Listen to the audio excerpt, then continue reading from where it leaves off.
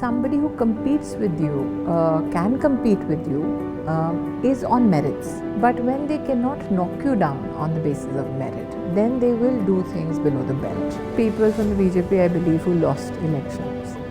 I'm the only one who's been stuttering about for what? No, you're still being remembered a lot and you're still very much in the news all the time. And it's not just because of Kyunki Saas Bhi Kabhi Bahu. I was defeatable, the Gandhis would have fought.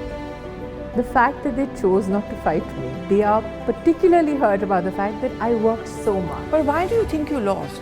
Well, that is not for a podcast. If Smriti Irani was not politically active, Ghosh would not have been having a Sandesh with me. I've always been respectful of those I competed with. I've always been respectful of those that I've drawn swords against. I went into Amethi and I created a victory against the national president of the Congress party. That is history. So Kyunki, she actually stepped into your living rooms, our living rooms. Kyunki, she's been a giant killer. Kyunki, she made that transition from our television sets and our living rooms to the heat and dust of politics. And Kyunki, she's going back to the television and stepping into her living rooms. I don't know whether to call you Tulsi or whether I should call Smriti Irani.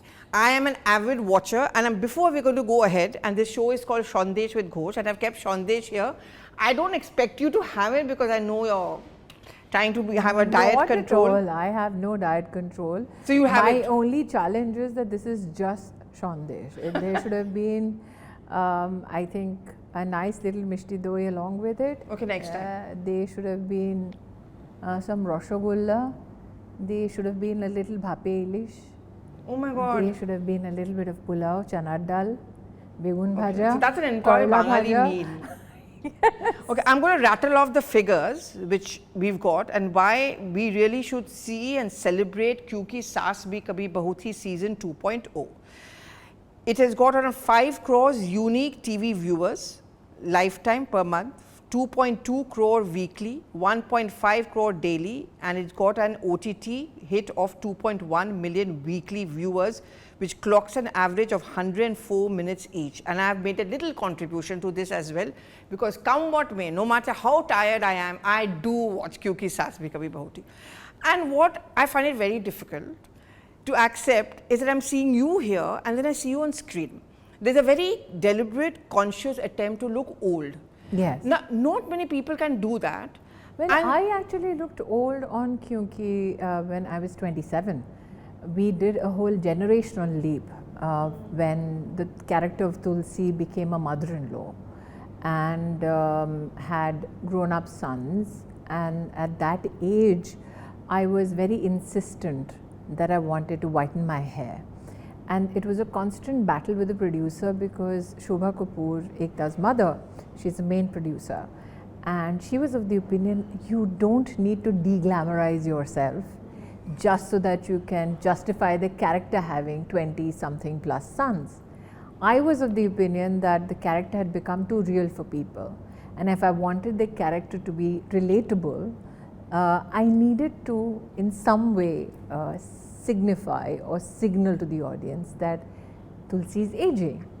So now when the story is woven around very real and much needed concepts of conversations that need to be had about aging, about women who have spent entire life looking after just family, women who feel redundant after a point of time, women who have never pursued financial ambition for themselves, women who face domestic violence, women who want to study after marriage. All these issues as a character need the character to be a bit de-glamorized, which means that you will have a conversation with the camera team, the cinematographer, to make sure that the lines are seen which are much deeper on your face, that you're blessed with a writing team which says, let's talk about what happens when women age and the male partner in the marriage is not aging as fast as the female does. Let's talk about what happens to a female's body when she's given birth, she's aging, she has the stress of raising a family, she's had a stressful relationship with the husband, what does it do to you? These are conversations which are not had in prime time. No, but more than that, these are very serious issues. Smriti, because I'm also a journalist. I also, in not as much as you, but in front of the cameras, definitely.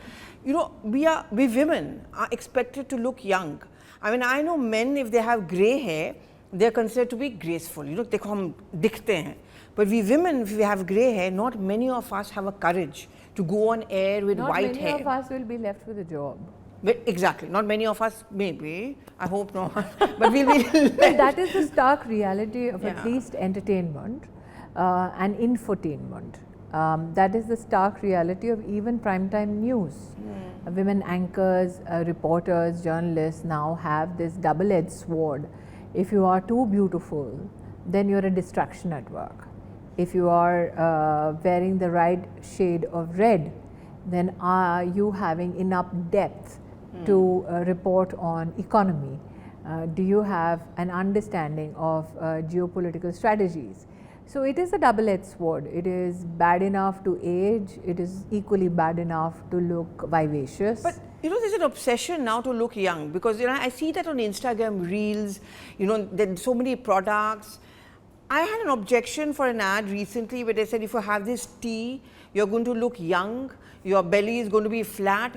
You know, the society also puts pressure on us to look These young. are instruments of consumerism, and I think that when you particularly talk about a tech platform like Instagram, and the whole platform itself is dedicated to lifestyle. The whole platform is dedicated to a youthful way of living. The whole platform is dedicated to consumerism.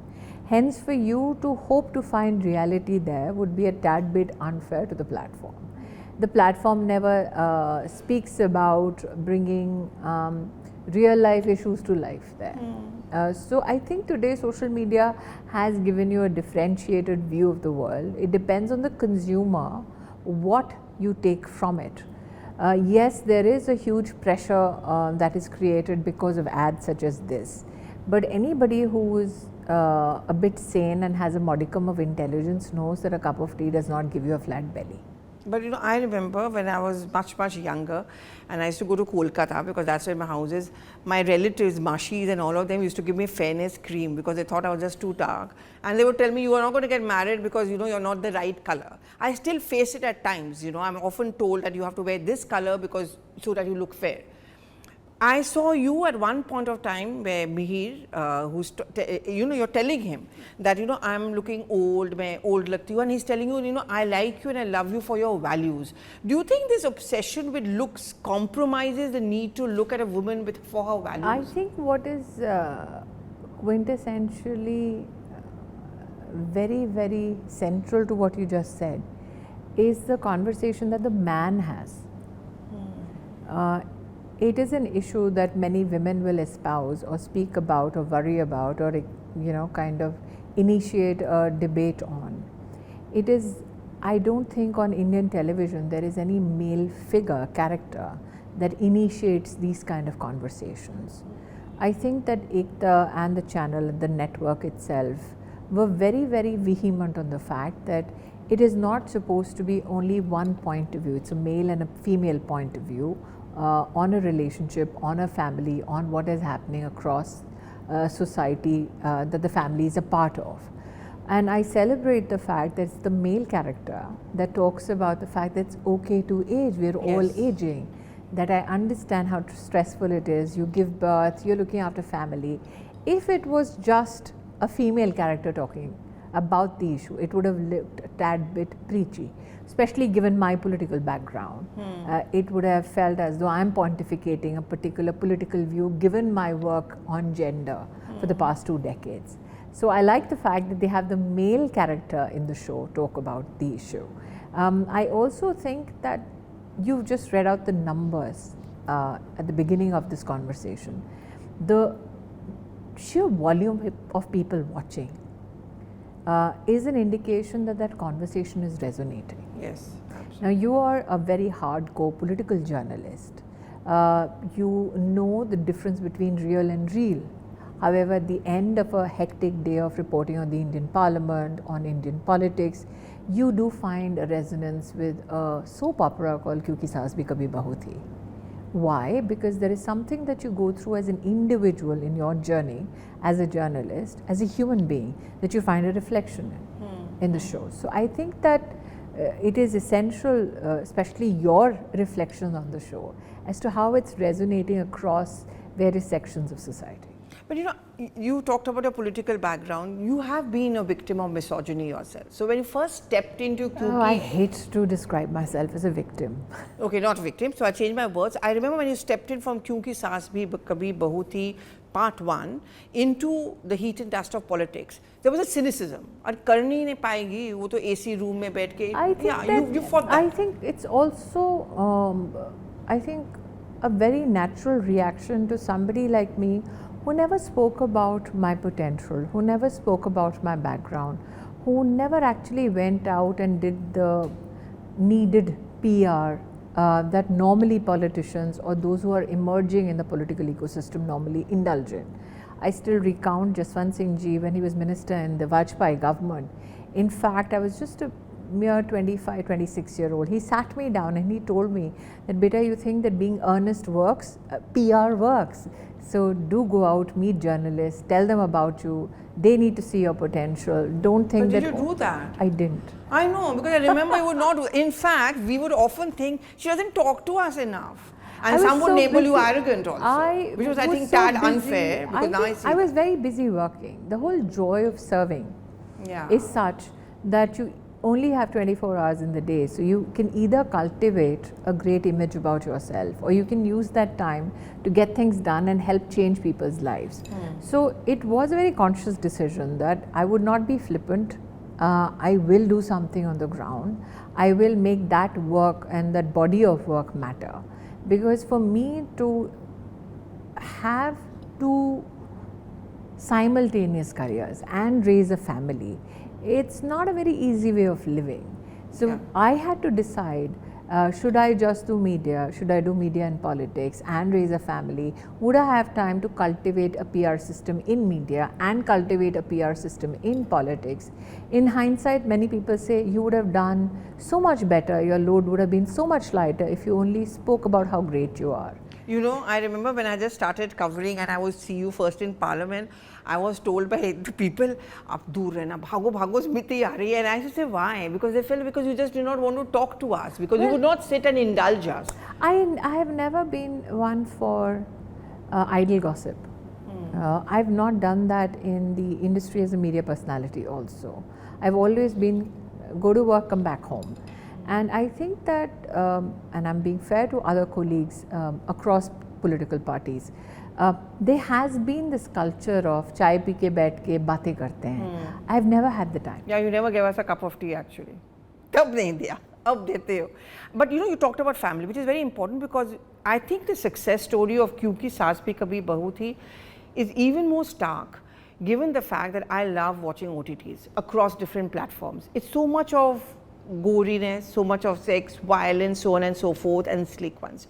One thought there would be no space for what is called a family drama. Yep. The return of Kyunki Saas Bhi Kabhi Bahu Thi as a success story means a return of the whole family traditions.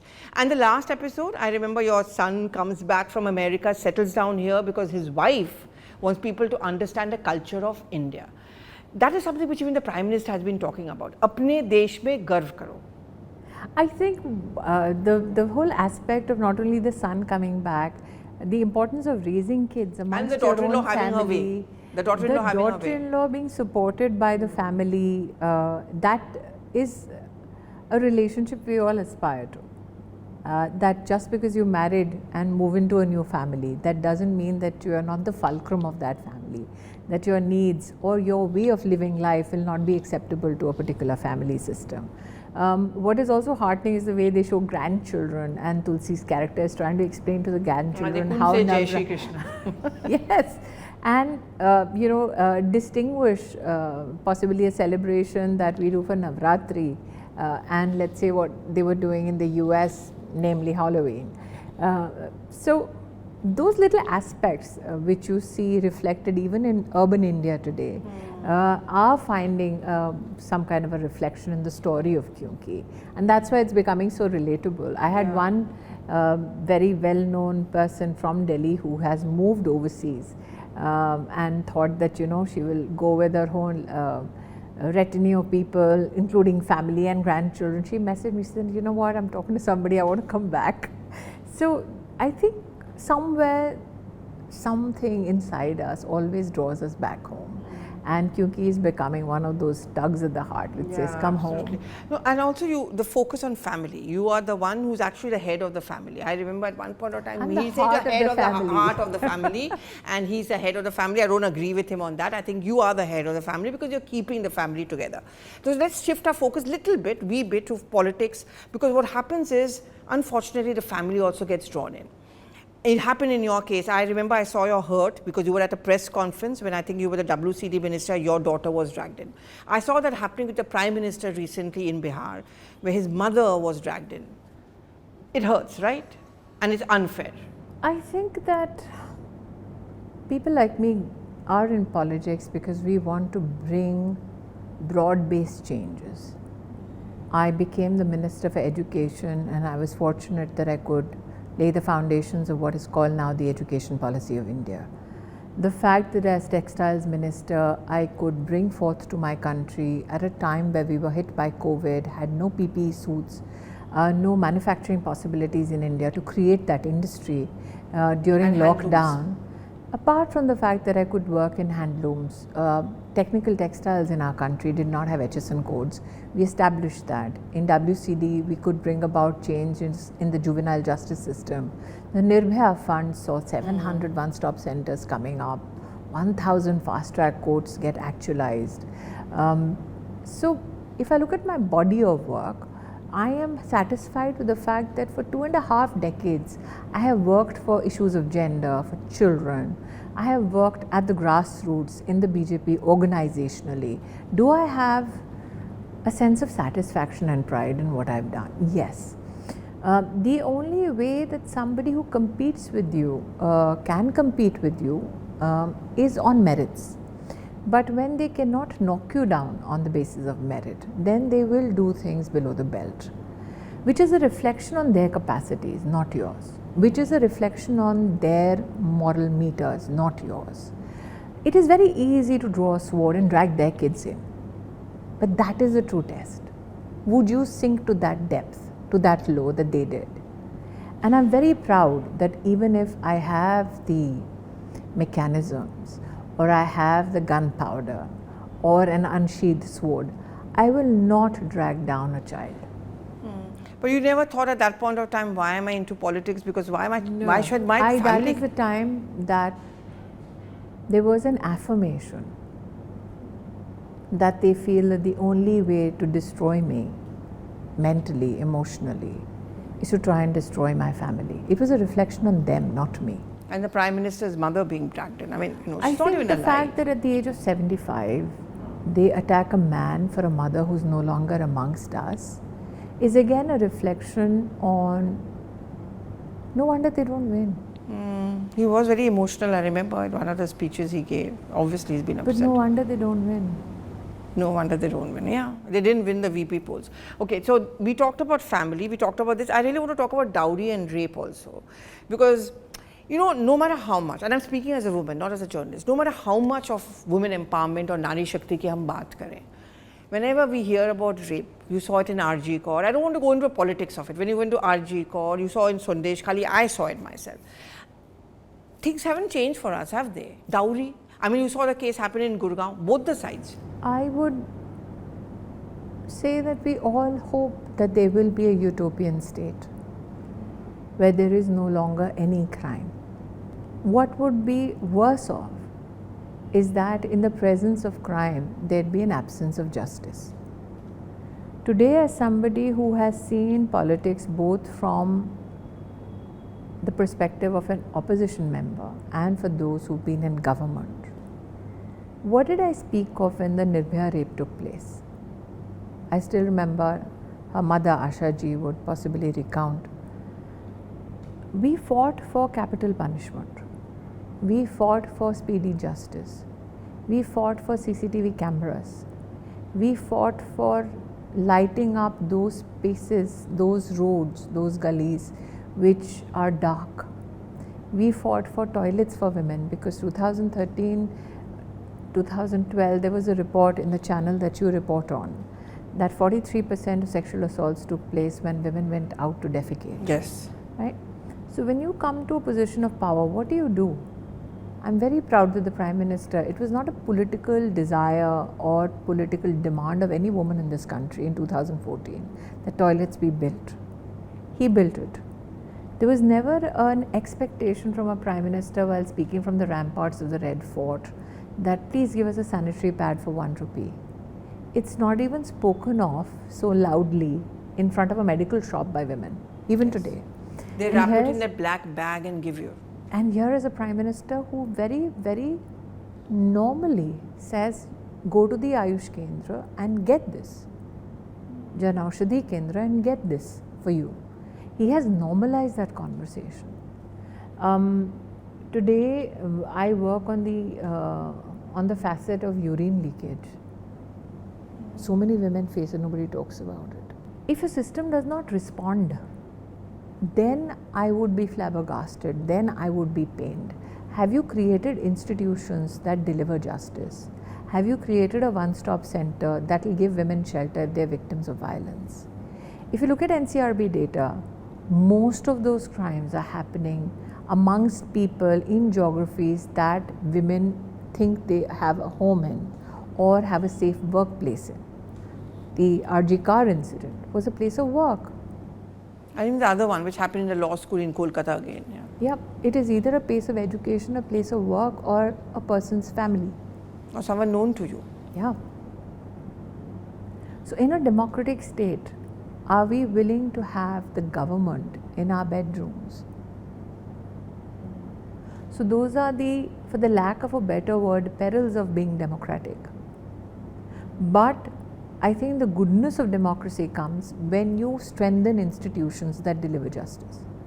Did we as a country see the setting up of 1,000 fast-track courts, of which 400 courts were only for juvenile justice, so that women who are violated get speedy justice? Yes.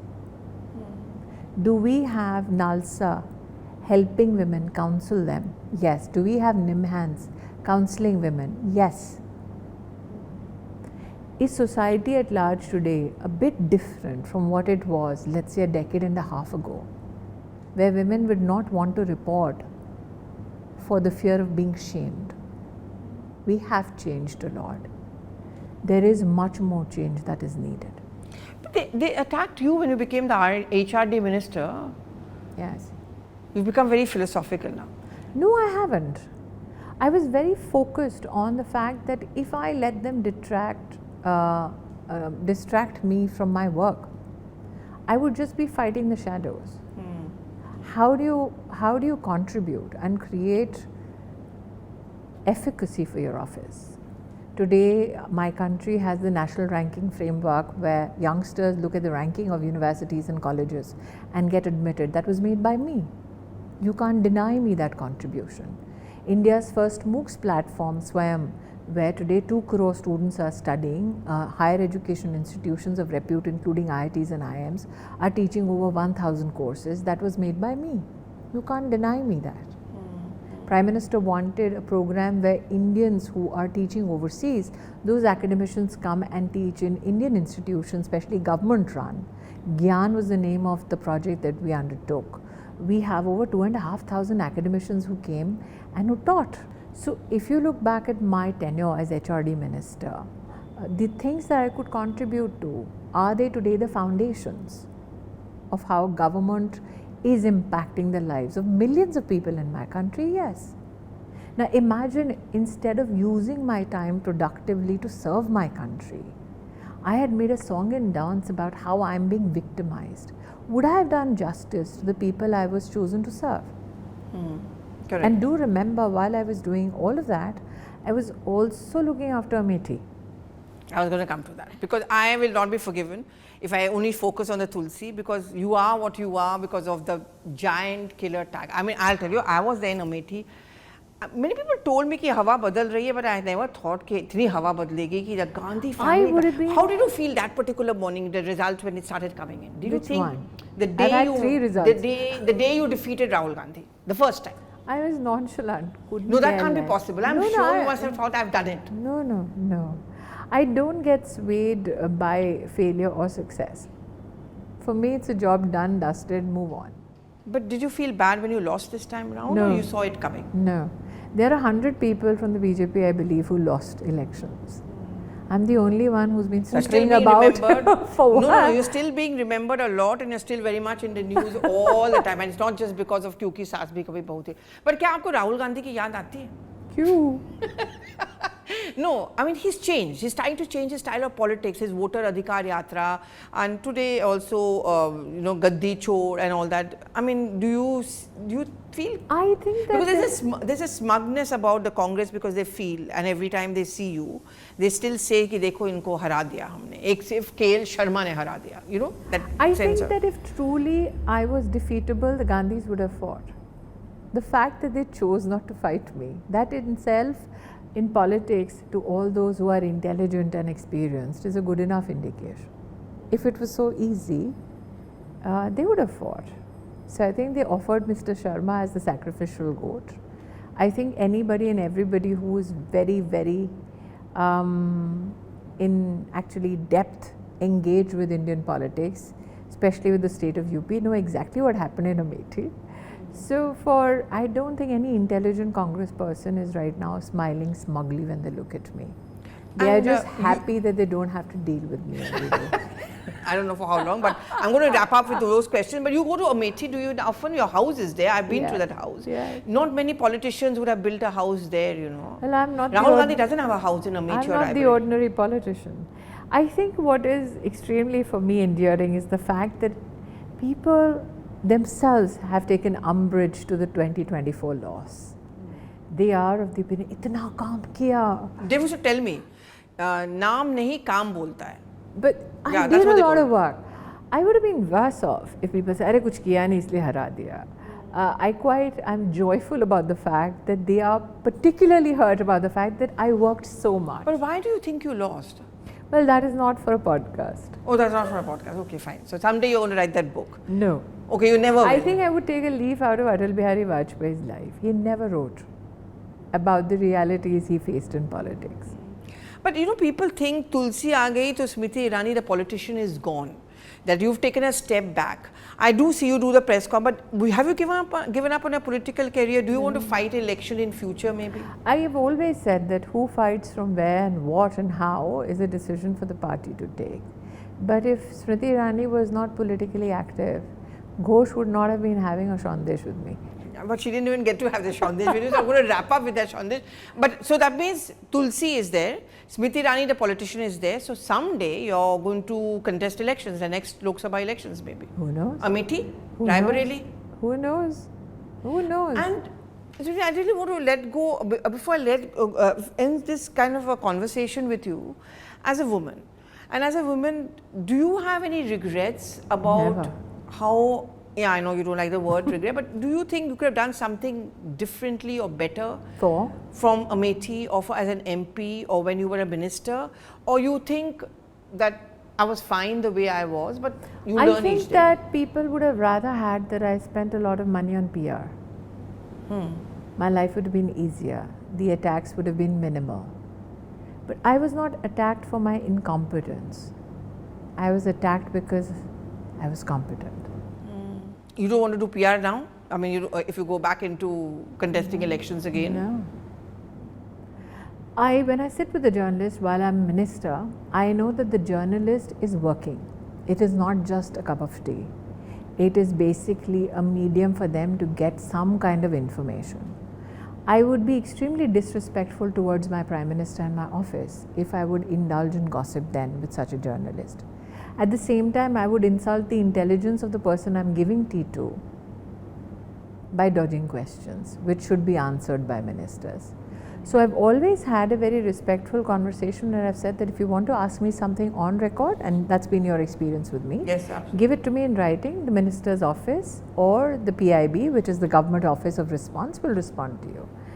That's a very professional way of doing politics. That's a very professional way of doing governance. And that is a governance the citizens of my country deserve. So would I change that? Indulge in idle gossip about colleagues? Give a little snippet and two as to what happened with the Prime Minister in cabinet? Would I indulge in gossip about even opposition leaders? I would rather not do that. I've had a body of work where, if you remember the late Mulayam Singh Yadav, there have been times when you've seen me touch his feet, me having a conversation with Sharad Pawar. These are stalwarts in Indian politics from the opposition. At the same time, you've been witness to me having conversations, being there when Atal Bihari Vajpayee was Prime Minister, with L.K. Advani ji, with Sumitra Mahajan, the current Prime Minister. Can I indulge in small talk about them in a gossip session with journalists? I can't. So is that too high a price to pay? Your principles? Possibly, as a politician today who loves to be in parties, I don't. But remember that whole tamasha which happened inside Parliament, where supposedly you had said something to Sonia Gandhi and the Congress made a big issue about it. Well, and Priyanka Gandhi Vadra once said, I remember she said it to us only, Smriti Irani who? But that's okay, that's a very naive position to take. I think anybody who's quintessentially steeped in the realities of politics and society at large knows not to rubbish any human being, let alone somebody who's trying to make a political point or convey a political message. But again, like I said, it's a reflection on another individual's naive outlook. It's not a reflection on me. It would have been extremely disdainful if I had responded in the same fashion. I've always been respectful of those I competed with. I've always been respectful of those that I have drawn swords against. Because if there is anything which is a reality in politics, it is that I came into politics, I am in politics to bring about change. Change cannot happen when you have a disparaging view of everybody else except yourself.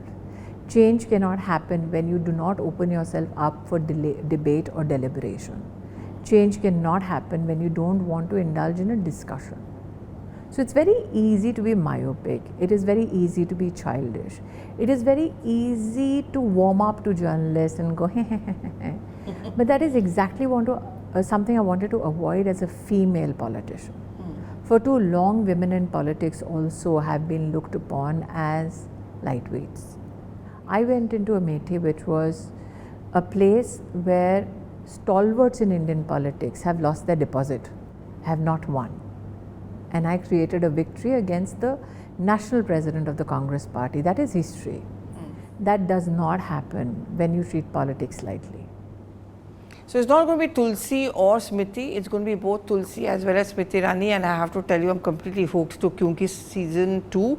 I hope there's going to be a season 3 also. Well, 4, 5, 6, even if you're going to go back to Amethi or Raebareli. I can only say this, no matter what the season, you'll always be happy to meet me. Yeah, that's my desire. And you didn't have my sondish, I'm still happy to see you. Thank you very much for speaking to my first podcast. Thank you very much. It's always great to speak to you. Thank you.